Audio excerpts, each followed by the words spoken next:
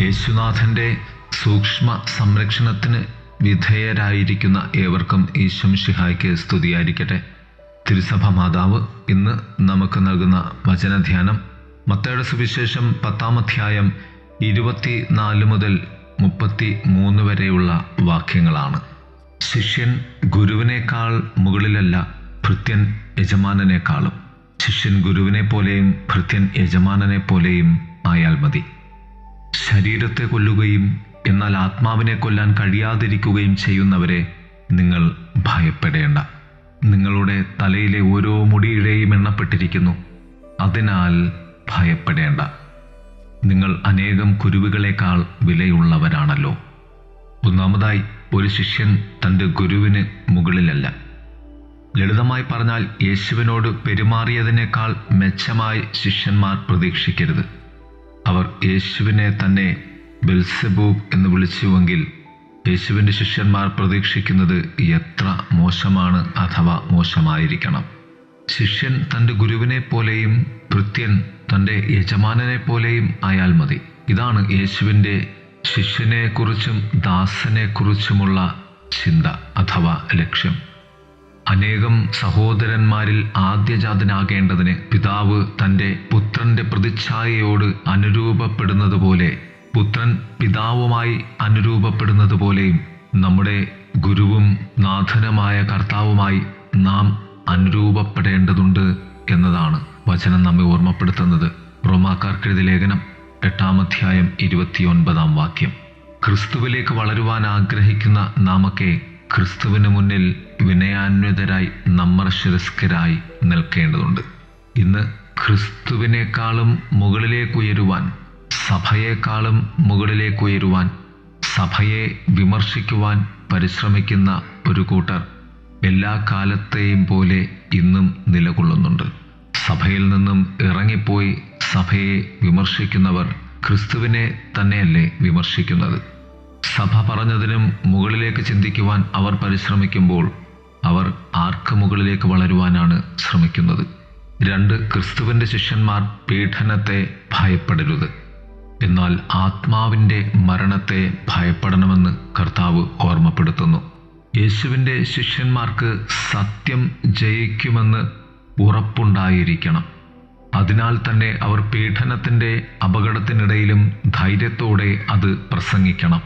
പീഡനമോ പീഡനത്തിൻ്റെ ഭീഷണിയോ ദൈവവചനം സംസാരിക്കുന്നതിൽ നിന്നും പ്രസംഗിക്കുന്നതിൽ നിന്നും നമ്മെ പിന്തിരിപ്പിക്കുന്നുവെങ്കിൽ ഒരു പരിധിവരെ സാത്താൻ വിജയം നേടിയിരിക്കുന്നു.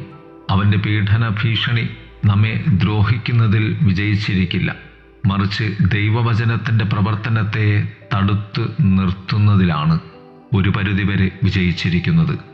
3, വെളിപ്പെടാത്തതും മറഞ്ഞിരിക്കുന്നതും ആയ ഒന്നും തന്നെയില്ല. സത്യമായാലും കള്ളമായാലും നിത്യമായും ഒരിക്കലും മറഞ്ഞിരിക്കുകയില്ല. അത് വെളിവാക്കപ്പെടുക തന്നെ ചെയ്യും. പീഡകർ, ക്രിസ്തുവിന് വേണ്ടി പീഡിപ്പിക്കപ്പെടുന്നവർ, അവർ പീഡിപ്പിക്കപ്പെടുന്നതിൻ്റെ വില അവരുടെ ജീവിതത്തിൽ തിരിച്ചറിയുക തന്നെ ചെയ്യും. അതിൻ്റെ വില നിത്യരക്ഷയാണ്. ശിഷ്യന്മാരും സഭയിലെ വിശുദ്ധരും ആദിമ ക്രൈസ്തവരും ഒക്കെ എത്രയോ പീഡിപ്പിക്കപ്പെട്ടിരിക്കുന്നു. എന്നാൽ അവരുടെ പീഡനങ്ങളും അവരുടെ സാക്ഷ്യങ്ങളും അതിലൂടെ ഉണ്ടായിട്ടുള്ള സഭയുടെ വളർച്ചയും ദൈവിക സത്യങ്ങളും ഒക്കെയും വെളിവാക്കപ്പെട്ടിട്ടുണ്ട്. നിത്യതയുടെ ന്യായവിധി നമുക്ക് ദൈവത്തിൻ്റെ പരമമായ നീതിയിൽ വലിയ ആത്മവിശ്വാസം നൽകുന്നു. ഭൂമിയിൽ നീതിയെ വഞ്ചിക്കാൻ തോന്നുന്നവർക്ക് ഒരിക്കലും അത് നിത്യതയിൽ നീതിയായി ലഭിക്കുകയില്ല, പരിഗണിക്കപ്പെടുകയില്ല. കർത്താവ് പറയും, അന്ധകാരത്തിൽ ഞാൻ നിങ്ങളോട് പറഞ്ഞത് പ്രകാശത്തിൽ പറയുവിൻ, ചെവിയിൽ മന്ത്രിച്ചത് പുരമുകളിൽ പ്രഘോഷിക്കുവിൻ. ദൈവം നമ്മോട് പറഞ്ഞു തരുന്നതിനെ ലോകത്തിൻ്റെ സാക്ഷ്യമാക്കി മാറ്റുവാൻ കർത്താവ് നമ്മെ ആഹ്വാനം ചെയ്യുകയാണ്. നമ്മുടെ വിശ്വാസബോധ്യങ്ങളെ നാം പറയുക തന്നെ വേണം, അതിന് സാക്ഷ്യം വഹിക്കുക തന്നെ വേണം. 4, ശരീരത്തെ കൊല്ലുന്നവരെ ഭയപ്പെടരുത്, പക്ഷെ ആത്മാവിനെ കൊല്ലാൻ സാധിക്കുന്നവനെ ഭയപ്പെടണം. ദൈവത്തെയാണ് നാം ഭയപ്പെടേണ്ടത്, യേശുവിൻ്റെ അനുയായികളെ പീഡിപ്പിക്കുന്ന മനുഷ്യരെയല്ല. മനുഷ്യഭയത്തിന് ദൈവഭയം പോലെ ചികിത്സയില്ല എന്ന് സ്പർജിയൻ പറയുന്നു. അതിനാൽ ശരീരവും ആത്മാവും വ്യത്യസ്ത സത്യങ്ങളാണ് എന്ന് നാം മനസ്സിലാക്കേണ്ടതുണ്ട്, ബോധ്യപ്പെടേണ്ടതുണ്ട്. ശരീരം കൊല്ലപ്പെടുന്ന സത്യവും ആത്മാവ് രക്ഷിക്കപ്പെടുന്ന സത്യവുമാണ്. ആത്മാവ് അഭൗതികമാണ്, അനന്തമാണ്, നിത്യതയാണ്. കാരണം ശരീരത്തെ കൊല്ലുന്നവർക്ക് അതിനെ മുറിവേൽപ്പിക്കുവാൻ അവരുടെ ശക്തിയിൽ കഴിയുന്നില്ല. ആകയാൽ നിങ്ങൾ ഭയപ്പെടേണ്ട. ഏറ്റവും ഒടുവിലായി കർത്താവ് പറയും, അതുകൊണ്ട് ഈ ഭൂമിയിൽ നാം ക്രിസ്തുവിന് സാക്ഷ്യം വഹിക്കുമ്പോൾ സ്വർഗത്തിൽ കർത്താവ് നമുക്ക് വേണ്ടി സാക്ഷ്യം വഹിക്കുമെന്ന്. പ്രിയമുള്ളവരെ, ദൈവം നമുക്ക് നൽകിയിട്ടുള്ള വിശ്വാസത്തിന് സാക്ഷ്യം വഹിക്കുന്നവരായി നമുക്ക് മാറാം. മറ്റുള്ളവരുടെ വിലകെട്ട സാക്ഷ്യങ്ങൾ അന്വേഷിച്ച് നടക്കാതെ ക്രിസ്തു സാക്ഷ്യം ജീവിക്കുന്നവരായി നമുക്ക് മാറാം. ദൈവം നമ്മെ സമൃദ്ധമായി അനുഗ്രഹിക്കട്ടെ. ആമേൻ.